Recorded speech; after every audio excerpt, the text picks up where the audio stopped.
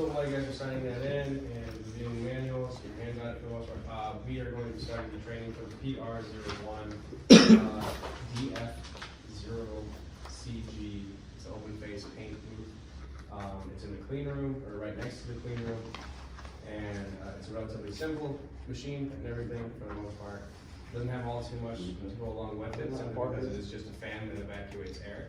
And then it has filters on the wall, so you really just have to take care of that. Most of the information is done in the installation of it, and we don't have to worry about that. And the one thing I would say is if you have to run into any maintenance, for the most part, do not walk across the ceiling of it. It's not exactly designed to hold people, but if you're able to, please consult your supervisor and everything. We have man lifts for specific reasons. We went over the green lift aloft yesterday. That could probably be used in this situation as well, because they have a nice little overreach for everything. There's really only like 2 switches. There's like an on-off switch for the main circuit and then for the actual component itself. And then for this training, we'll be going over the safety information presented by the manufacturer, the operation of the machine, any relative maintenance to go along with it, and any troubleshooting we might run into in that process to make sure that we all are well trained on how to operate the machine in a safe manner. You guys have all been given the manual. Everything, one of the sections in it is just how to use the manual. This manual contains instructions for the safe installation, operation, and maintenance for your paint spray booth. Please read the safety information in this section of the manual before you unpack and assemble the booth. So right now it is assembled, wired, and ready to go. We just ran it, it was all fine. And so right now I'm just going to go over the safety information. Feel free to go through it in depth for the most part, but I'm going to hit the main points that you need to be aware of, and then we will switch over switch over to the live demo when we need to. So, okay,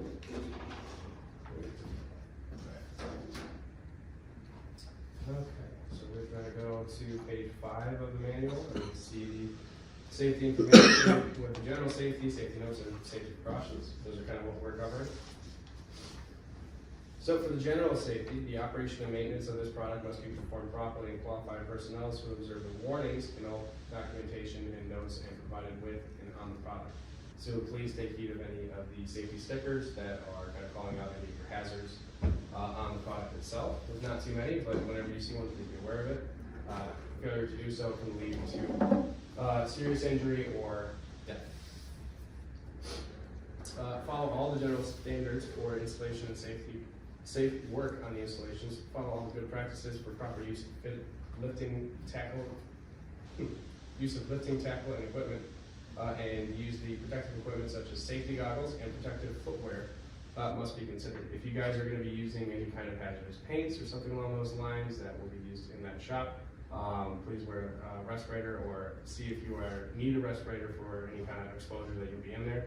It does evacuate most of the particles out of the air for you, and it has like a negative vacuum, so if you don't necessarily require it, I wouldn't worry about it, but I'd always have eyes and maybe even ears, because it is kind of a noise machine, and then foot protection as well. Any guards and covers on the electrical need to be, prevent contact with the electrically energized or moving parts that are required, and should not be removed and or left open during any operations. Just kind of make sure that you don't really mess with the electrical stuff unless you're electrically trained, and that it requires any kind of maintenance on it. And then for the safety notes, we can skip down to that. The product must be installed and serviced by only trained personnel or qualified service technicians. Incorrect installation or any additions to the product may void the warranty, so we want to be careful to work within the means of the product. All persons who operate, service, inspect, or otherwise handle this product must read and understand the safe operating practices and safety precautions and warning messages in this documentation. Just read that a little bit. Be sure to disconnect and lock out any of the main electrical service before installing, adjusting, or servicing the product at all. Ensure all electrical components are properly grounded to the central ground. Again, it's going to go mostly towards anything with the electrical stuff. If you're not an electrician, please don't worry about it. But your electrician should be fully aware of all of the components in this, since they essentially installed it. And then there's an electrical drawing that is paired with this document, so they'll be able to review and safely operate with that. Please become familiar with all of the controls. We'll be reviewing that in a live demo. And then please adhere to all the safety signs, panels, and labels that are normally affixed to this product and must be replaced immediately if illegible or missing. New or replacement parts that are installed during the repair or maintenance must include any safety signs, panels, or labels such as specified by the manufacturer. These must be affixed to the new or replacement parts as specified by the manufacturer. Some spray activities may require the use of respirator protection. We don't have like paint hooked up to it right now, but we do have an air gun that you can test out and make sure that there's airflow and everything along those lines. So whenever you guys get to the paint process, we don't exactly have to go over that. We just have to cover what the booth is and like how to operate that so it can service your purposes in the paint room. Everything else really just goes along with the codes that we are adhering to. So the install the booth with compliance to the NFPA, so we don't want to run into any fires. We also want to make sure that the paint room is always kind of clean and tidy. Any buildup of any paint particles and dust can cause a fire hazard. We don't want to have that laying over the floor. And then whenever there's an excessive amount of debris or anything that is in the filters, those are all replaceable. They essentially just rip off the wall and then you put a replacement filter back on. They're essentially like tearaway cotton, if you think about it. I think there's a Canadian section as well. You don't really have to worry about that, but be sure to adhere to NFPA, NEC, and OSHA guidelines for any electrical work, any of the fire prevention work as well. And then if you see any damage, be sure to call it out and alert your maintenance or safety personnel so that it can be properly addressed with company. There is a fire suppression system and sprinklers within the booth itself. So if it senses a flame, it's going to, I believe it will shut off and then the sprinklers will activate.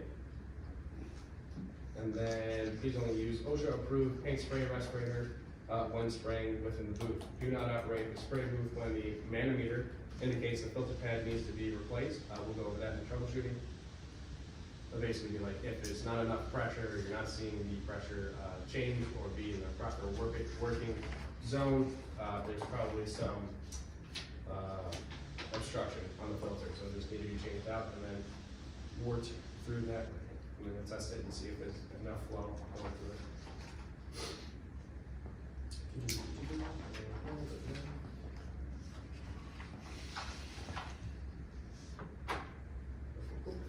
Alright, and then the safety hazard at the page 6 up here, let me see that. There are inherent hazards associated with the operation services equipment. For your personal safety, observe all of the safety information, and failure to observe these safety practices can result in serious injury or death. So please feel free to review this again on your own time, but for the most part we've gone over the main portions. That will cover safety. And then we can move on to page 18 of the manual. That'll basically just cover the operation, which is a fairly simple one, considering it's a stationary object with just a fan, essentially, and then a few instruments to monitor its activity. Go to page 18. Okay. So, 1, turn the power on at the main breaker, disconnect. This is the black handle on the face of the control panel. Number 2, turn on the lights on off switch and turn it to the on position. Number 3, momentarily press the system start to enter the booth in the startup sequence in operation. After pressing the system start button, the system energized lights will come on, and then the exhaust unit light will come on as well. Number 4, momentarily press the system stop button in order to shut down the booth, and then anytime the system is energized. Number 5, turn the exhaust fan on before the use of the spray booth. Be sure that the exhaust fan is operating correctly before you enter the booth. So there is a disconnect switch that's essentially on the roof of the paint room itself. It is going to be left on, and it is on. The only time we turn it off is if someone can go ahead and get a ladder to do a lockout tagout for it if we're going to be servicing it. So just to reference where it's at, it's in the back, around the back wall of the room, and then it is, elevated. You can't reach it by hand, so you got to get a ladder, and then on, off, lockout, tagout. Leave it on for the most part because we're just going on and off whenever we're using it. And that will cover the operation. And then for the most part, we're really just going to go over the maintenance instructions. There's not too much outside of making sure that your belt is in tension, you're not doing too much overspray with what you're doing with the paint that you're going to be using. You're going to make sure that your bearings are lubricated or in good working condition. They are sealed for life bearings, but you know, a little extra lubrication might not hurt. Please consult the included operation and maintenance manual for details. We're going to check the manometer, which is essentially the pressure gauge that's on it. It's a liquid filled manometer, and periodically maybe be adjusted or added with a little bit of liquid if it like catches a leak or something. And then regularly check the manometer to determine if the filter panels need to be replaced. Do not operate a paint booth when the manometer indicates that it's time to replace the filters. For the exhaust filters, replace the exhaust filters when there's an accumulation of paint overspray that hinders the airflow of the booth, and the manometer will indicate that in time, and then you'll have to replace the filters as needed. Please check the filter for the manufacturer's recommendations for the filter's final resistance rating. And then we'll go over another safety hazard. Improper disposal and used arrestor filter pads may cause spontaneous combustion, and you may consult the local authorities for proper storage and disposal requirements. And the following are some of the guidelines. Immediately move all arrestor filter pads with the booth. Discard arrestor filter pads to a safe, well-detached location, or place them in a water-filled metal container to prevent any possible fire hazard. Disposal varies depending on the type of paint that is being used, captured, and then consult the local authorities about the storage and disposal of these. For the lighting, to replace any burnt out light tubes that are on there, it comes with its own light fixtures and everything. So if those ever need to be replaced, one, open up the light fixtures to access the panel and remove any burned out tubes. Burnt out tubes, and number two, push one end of the new tube into one of the two spring-loaded holders, and then insert the other side. Slide the other end into the other holder to aid in cleanup and to clear plastic film or a clear peel coat over the light glass, and then consult the factory for the details. And then you're going to want to make sure there's a plastic cover that's on them. You want to make sure that that is fully replaced and that it's kind of secured in place. There's like a little touch sensor that there's like one little contact on the plastic itself, and then if that's not fully touching, it'll think that it's open and that the lights are kind of exposed to any of your, floating air paint particles, and that can kind of potentially cause a spark or any kind of fire hazards. You want to avoid that, so it's important that those are replaced and that it can keep running. If it's not back in place, I believe it will not start up. And then for any ductwork, do not allow overspray to accumulate on the inside of the duct walls. When overspray accumulates, remove it as soon as possible and prevent any possible fire hazard with ductwork. For the interior booth walls, do not allow overspray to accumulate on the inside of the paint booth walls.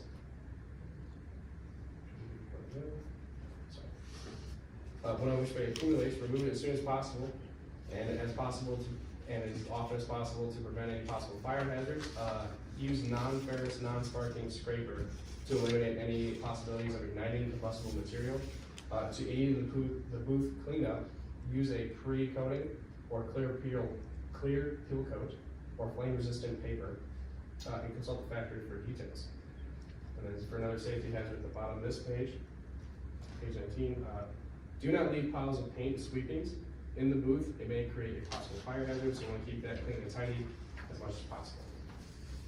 So that covers most of all the maintenance instructions for the most part. They're listed here in the manual for you to consult. You're going to want it's the safety portion as well, and the operation portion. So we can go over to the maintenance schedule that's included here. So you're going to want to make sure you go over your daily tasks, weekly tasks, and monthly tasks. This will be given to the maintenance team. Nice little schedule for anything that needs to be addressed as we go along. So for any daily use, you're definitely going to want to look at the manometer, make sure that everything is in a clean and orderly fashion. Don't allow for any overspray to build up within the booth, and then you're going to want to check your exhaust filters for any obstructions. So it'll be your daily items, and then your weekly items typically will be check the optional intake filter for cleanliness. It's just a visual inspection. And then you want to check your light tubes just to see if anything has been burnt out or needs to be replaced. see the monthly and 6 months and yearly here as well. And then we can move on to the troubleshooting guide. So essentially, there are just a few errors or problems you may run into.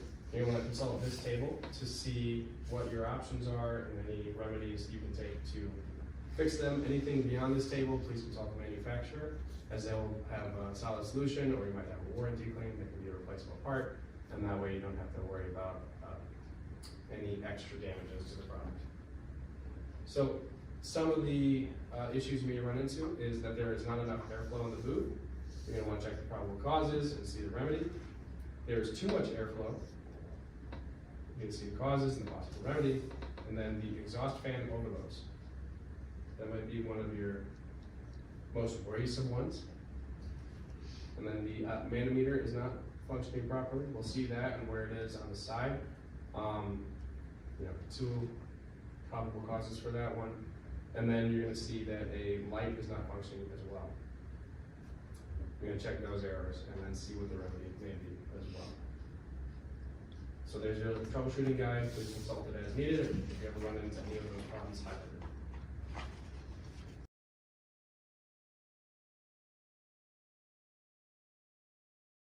Control panel for it. If you want to get in and out, that is going to be the key switch that you're looking at. Really just like a nickel or a quarter can do it. And then the main switch is kind of difficult to turn on. It's got a little resistance to it. We're going to have booth lights here, and then your system on off. It does take a little while to kick on for the most part, but we'll see the lights turn on. So now we're humming, and then if we press on, we should start hearing some air. And then there's a VFD related to it over here as well. When we were kicking it on earlier, essentially this just kind of popped on. So if this display comes on, you'll be seeing that your fan is kind of waiting to boot up, and you're just going to start getting some airflow in a second. So we'll give her a quick second to turn on and off.